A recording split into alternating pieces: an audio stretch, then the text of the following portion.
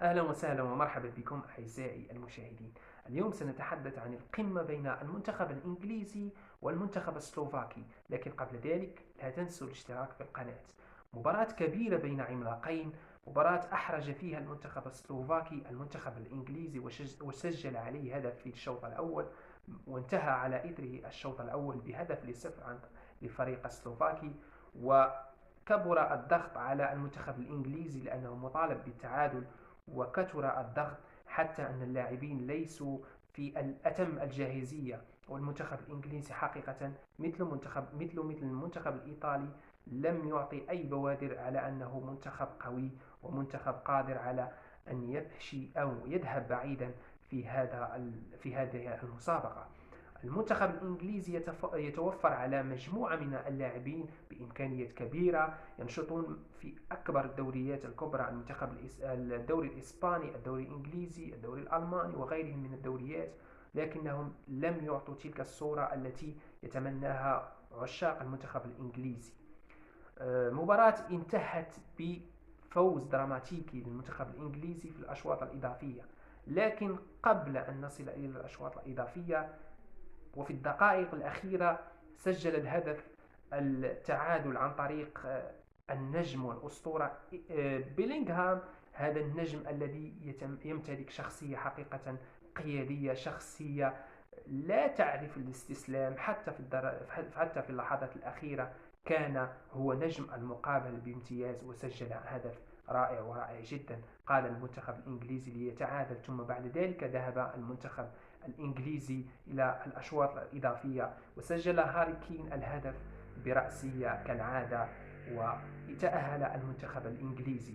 المنتخب السلوفاكي قدم أقصى ما يمكن تقديمه في هذه البطولة، وكان فريق قوي وكان فريق يحرج المنتخبات، وأحرج المنتخب الإنجليزي للأمانة، وكان قاب قوسين أو أدنى من التأهل إلى الدور الربع النهائي. لكن خبرة ربما المنتخب الإنجليزي في هكذا مسابقات، في هكذا مناسبات، جعلت المنتخب الإنجليزي يبدو حاضر في اللحظات الأخيرة، وهذه هي الميزة التي يتميز بها الفرق الكبرى.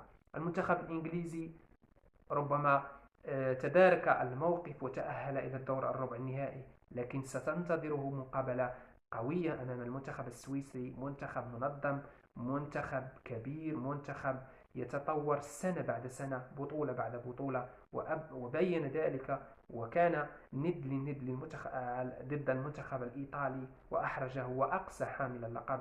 وأن تقصي حامل اللقب فهذا شيء عظيم وكبير في عالم كرة القدم، حتى وإن كان المنتخب الإيطالي ليس بأتم الجاهزية في هذه المسابقة. إذا ستكون مباراة كبيرة بين المنتخب السويسري والمنتخب الإنجليزي. أعتقد بأن الأمور متساوية نظرا لما قدمه المنتخب الإنجليزي من مستوى ضعيف وبطء في بناء الهجمة. بالنسبة للمنتخب الإنجليزي هو ما يعاب على هذه المنظومة.